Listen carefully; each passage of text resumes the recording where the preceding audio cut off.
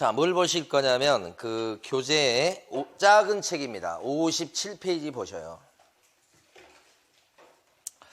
57페이지 보시면 제일 위에 어떤 얘기가 나오냐면 입찰표를 잘못 적어서 문제가 된 사례가 나옵니다. 거기 보니까 2012 타경 17,746호 사건인데 서울시 성북구 종암동에 있는 근린주택 경매 물건이에요. 오른쪽에 보시면 감정가가 얼마로 잡혀 있냐면 4억 4천 얼마로 잡혀 있죠. 근데 오른쪽 밑에 보면 최저가가 51%니까요. 3번이나 유찰되어 가지고 결국 반값이 되었는데 진행되는 물건이 오른쪽 1차, 2차, 3차까지 3번 유찰된 물건이었는데 4차 때 임자가 나타났어요. 낙찰을 받으신 분이 이제 얼마의 낙찰을 받으셨습니까? 2억? 낙찰 받은 금액요. 최저가 말고. 2억 9,780만 원 맞습니까? 진짜요? 다시 눈을 크게 뜨세요. 2억 9천이 아니고 29억이죠. 이 사람은 당연히 1등 했겠죠. 가만 있어봐. 펜이 어디 있지? 요건가? 그러면 29억을 썼으니까 당연히 1등 했을 텐데 뭘 잘못한 거예요 여기서? 그렇죠. 2억 9천 적으려고 했는데 여기서부터 시작한 거죠. 2억 9천 얼마 이렇게 적어버리니까 29억이 된 거죠. 그러니까 당연히 1등이지. 잔금 낼 수 있어요 없어요? 미납이요 미납. 그죠? 내면 손해가 엄청 커지는 거잖아요. 이런 케이스가 막 자주 있는 건 아닌데 간혹 있어요. 그래서 옛날에 제가 이제 처음 경매하고 막 2000년대 초반 경매하고 그럴 때는 이런 거 있으면 도대체 어떤 정신 가지고 경매하는 거야? 뭐? 그랬어요. 근데 지금은요 이분들이 이해가 돼요. 그래서 순간적으로 착각을 해요. 그래서 적어놓고요 몇 번씩 다시 봐요. 몇 번씩. 혹시 잘못 적었나? 만약에 잘못 적었다 그러면 그저 법정에 가면 보통 4명이 있어요. 4명. 어떻게 돼 있냐면 여기다 적어볼까요? 요렇게 입찰 법정에 요렇게 있으면 여기 여자 직원이 있어요. 여자 직원. 그 다음에 여기 집행관 아저씨가 있어요. 집행관. 여기 이제 남자 직원이 있는데 여기는 고참. 밑에 요렇게 해서 왔다 갔다 하면서 그냥 왔다 갔다 열심히 일하는 여기 이제 신참. 밑에서 있어요. 요 사람이 대장이에요, 대장. 요 사람들은 법원 직원, 여기도 법원 직원 이렇게 돼요. 요 여자분이 있는데 보통 이 여자분한테 가서 입찰표 잘못 썼으니까 새로 주세요 해서 다시 작성해야 되는 거예요. 그럼 얼마든지 새로 줘요. 그죠? 그렇게 해야 되지. 아까 이거 찍찍 긋는다든지, 이렇게 착각해서 잘못 쓴다든지, 그죠? 그러면 안 된단 말이에요.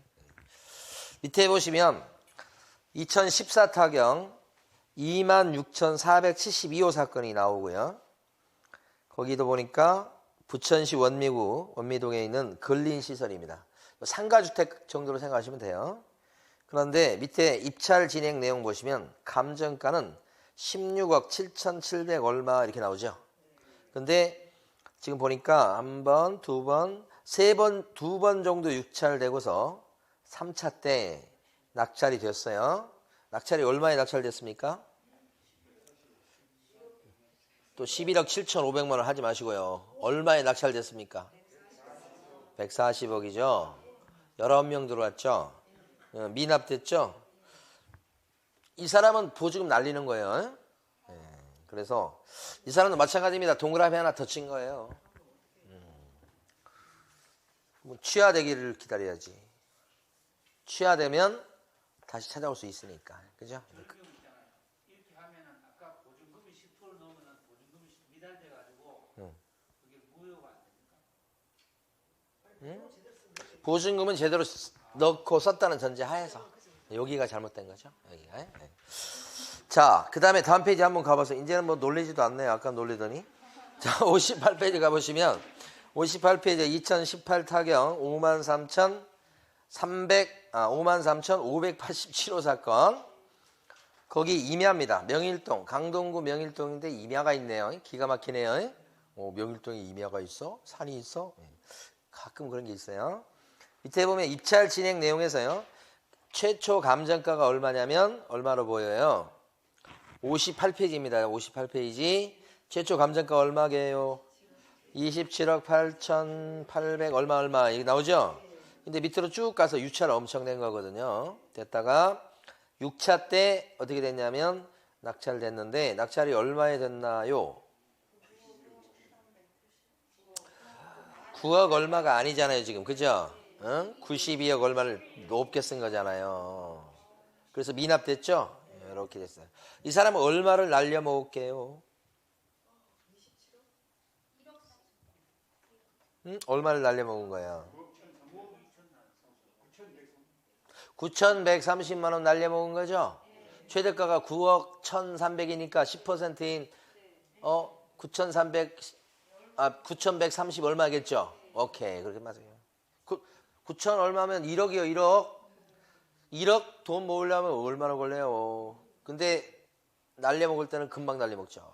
그러니까 참 이게 쉬운 일이 아닙니다. 이런 것들이 조심하셔야 된다 이 말이지. 자, 그 다음에 이제 여러분들이 잠이 깼나 안 깼나를 가만히 보는데 자, 큰 책 이제 한번 볼게요. 큰 책. 진도는 어떻게 나갑니까? 제 마음대로예요. 큰 책에서 큰 책에서 1페이지 해볼게요. 1페이지.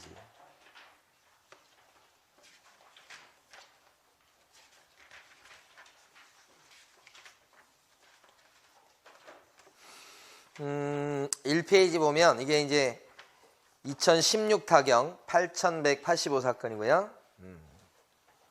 서울시 구로구 구로동 650-4번지 SK 허브수 B동 11층 1137호 이렇게 돼 있고요. 여기 보니까 이제 요게 주소가 주소가 두 가지가 있잖아요. 네? 주소가 어떤 주소가 있어요? 집원 주소가 있고요. 도로명 주소가 있죠. 우리는 뭘 써요? 같이 쓸 수밖에 없어요. 우리는 평생. 응? 옛날 집원 주소일 때는 집원 주소 가지고 다 통일. 근데 우리는 이제 보면 두 개를 같이 쓸 수밖에 없어요. 근데 거의 실생활에서는 도로명 주소만 있습니다. 얘가 왜 노란 게 나오죠? 깜짝 놀랐어요. 도로명 주소를 많이 씁니다. 집원 주소를 써야 될 경우가 극히 일부 있죠. 어떤 거예요? 부동산 계약할 때. 부동산 계약할 때 땅 같은 경우에 도로에 접해 있지 않고 도로명이 없을 수 있잖아요. 그래서 집원 주소를 쓸 수밖에 없어요. 부동산 계약할 때는. 그죠? 자, 세입자가 전입신고 하잖아요. 새 살고 있는 사람이. 전입신고할 때는 집원 주소로 전입신고해요? 도로명 주소로 해요? 도로명 주소 맞았어요. 세입자 전입신고할 때 주민센터 가서 하실 때는 뭘 적으셔야 돼? 도로명 주소. 이렇게. 부동산 계약할 때는 무슨 주소? 요거 경매 물건도 뭐요? 집원 나오죠, 집원. 에? 그렇게 된 거예요. 그 다음에 물건의 종별은 오피스텔 이렇게요. 오피스텔인데 면적이 나옵니다. 일단 그 전에 여기서 잠깐 봐봐요. 오피스텔은 뭔지 아시죠? 주거용 오피스텔과 업무용 오피스텔로 나뉘죠. 두 가지 있는 건 아시죠?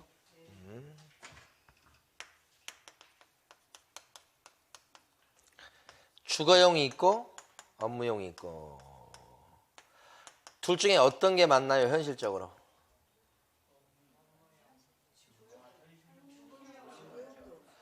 여기 됐다 많죠? 업무용은 조금밖에 안 돼요. 응? 그러니까 오피스텔은 거의 대부분 주거용으로 쓴단 말이에요.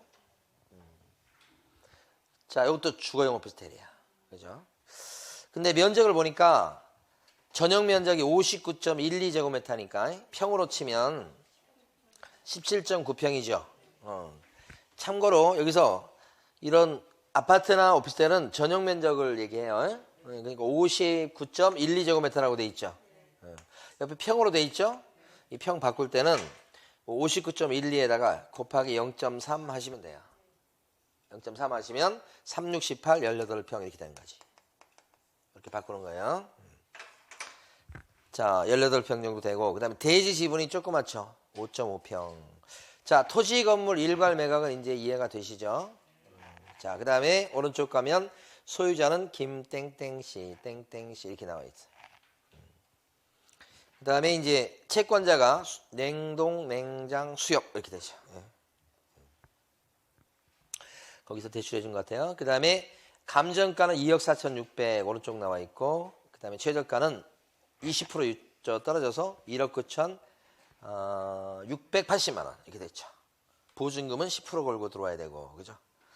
요 물건은 지금 그때 경매 수업하면서 진행되는 물건을 했었어요. 그러니까 여러분도 마찬가지입니다. 여기 자료 여기 있는 걸 다 한다는 보장은 없어요.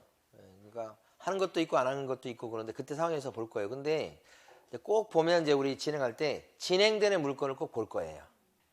그 뭐 진행되는 물건을 봤던 거예요. 이때 당시에 이것도 물건인데 지금 한 번 유찰되고 두 번째 보시면 2억 5천 100만 원에 낙찰됐으니까 100%가 넘어갔어요.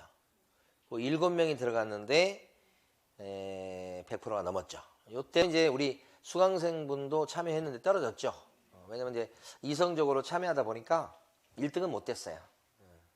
그래서 여기서 보면 이제 낙찰된 건데, 자, 이러한 오피스텔 종류를 볼 때 오피스텔 가만히 보면 또 원룸 형태의 오피스텔이 있고요. 투룸 이상 형태의 오피스텔이 있고 그렇습니다. 그렇죠? 어떤 게 더 많아요? 원룸 형태의 오피스텔이 많죠. 투룸 이상의 오피스텔은 좀 드물죠? 드물어요. 얘하고 얘는 그래서 이게 목적이 틀려요. 투자 목적이. 자, 우리가 투자 목적에 따라서 나눌 때 두 가지 형태로 나눠요. 크게 부동산을. 투자 목적에 따라서 하나는 뭐예요? 월세 받아먹는 수익형이 있고, 또 하나는 뭐가 있어요? 가격이 올라서 차익을 갖다 챙기는 차익형이 있고, 언제나 두 가지인 거예요. 그렇죠? 그럼 오피스텔 같은 경우는 수익형이에요, 차익형이에요? 원룸 형태 오피스텔은 당연히 수익형입니다. 월세 받아먹는 거. 가격 오르는 것은 기대할 수 없어요, 잘. 그쵸? 근데 여기 나와 있는 투룸 이상, 요거요. 요걸 흔히 뭐라고 했냐면 아파텔이라고 들어보셨어요? 그래서 이런 경우는 이제 수익형도 될 수 있습니다. 요 오피스텔은 투룸 형태예요. 글쎄요, 월세 그때 알아보니까 그때 당시에 1,100만 원 정도 월세를 받을 수 있으니까. 월세 100만 원 받고 싶다 그러면 여기 투자하시면 되는 거예요. 근데 아까 2억 5천에 월세 100 나온다 그러면 여러분 어때요? 2억 5천에 월세 100 나온다 그러면 괜찮아 보이는 거 아니에요? 근데 지금은 어때요? 지금은 금리가 올라갔고 지금은 좀 문제가 이렇게 되는데 옛날 우리 이때 당시만 해도 저 금리가 대출 금리가 뭐 2% 3% 막 그랬을 때예요. 그때 2억 5천인데 월세 100 나온다 그러면 어떻게 해요? 괜찮은데. 그러니까 시기에 따라 틀리잖아요. 그렇죠? 옛날 환경하고 지금 환경이 틀리잖아요. 그래서 그러면 이제 그게 달리 보이는 거죠. 응? 옛날에는 막 높게 낙찰을 받았던 것도 지금 시즌에 와서 다시 새로 해봐라 그러면 그렇게 낙찰 안 될 거예요. 그러니까 여기 이제 수익형인데 수익형도 있고 수익형 플러스 뭐예요? 차익형을 겸하는 거예요, 얘는. 왜냐면 월세도 받아먹을 수 있지만 가격도 올라요. 아파트 가격 오를 때 지금 떨어지니까 지금 할 얘기가 없는데 가격 오를 때 아파트 가격은 어떻게 올라요? 아파트 무섭게 올라요. 응? 네. 자, 투룸 오피스텔 같은 경우 가격이 어떻게 올라요? 올라요? 오르는데 얘보다는 가파르진 않아요. 우리 이제 저희 사무실 있는 동네도 투룸 오피스텔도 많이 올랐어요. 아파트들도 많이 올랐다고. 꽤 올랐어요. 자, 원룸 오피스텔은 어떨까요? 원룸 형태의 오피스텔은요. 뭐 오르는지 안 오르는지 이렇게 뭐라도 그렇게 하다가 갑자기 막 떨어지기 시작해요. 이게 보여요, 얘는. 그래서 수명이 틀려요, 수명이. 얘 같은 경우는 10년 될 때부터 팔 준비하셔야 돼요. 얘는 20년 가까이 돼도 어느 정도는 유지해요. 아파트도 뭐 그렇죠. 아파트 물론 연식이 20년 가까이 됐다면 10년 됐을 때보다 좀 하락이지만 비슷하게 갑니다. 근데 이제 저 경사도는 좀 틀릴 수 있죠. 그러니까 얘는 두 가지를 다 겸한 거예요. 차익형, 수익형, 그죠? 두 가지를 겸하는 거다 이렇게 볼 수 있고. 얘는 이제 여기서부터 이렇게 떨어진 이유가 뭐예요? 한 10년 넘어가서 10년 바로 떨어지는 건 아닌데 10에서 15년 사이. 여기 떨어진 이유? 노후화돼서 떨어지는 건데 근본적으로 떨어진 이유는 새 오피스텔이 들어와요. 젊은 놈이 들어와. 그러면 사람들이 새 오피스텔 찾는 거예요. 그러면 헌 오피스텔은요 인기가 없어. 그럼 어떻게 해야 돼? 이제 가격을 낮춰야 돼. 50만 원 받던 거 45만 원 해야 들어와. 또 시간 지나면 50만 원, 45만 원 받던 거 40만 원 해야 들어와. 그렇게 되죠. 가격도 떨어지는 게 바로 떨어진 이유가 받는 월세가 줄어드니까 그렇게 되는 거예요.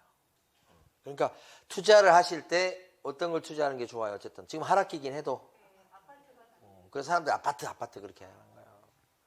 여기는 대표적으로 차익형이기도 하지요. 그렇죠? 근데 이제 아파트도 월세 넣는 경우가 많이 반전세 같은 거 많으니까 돈 있는 사람은 사실은 아파트 제대로 된 거 한 20억짜리 했는데 막 월세가 막 뭐 200 들어오고 뭐 300 들어오고 뭐 그건 뭐예요? 월세도 들어오고 시간 지나니까 뭐예요? 가격도 올라 있고. 양다리? 오케이.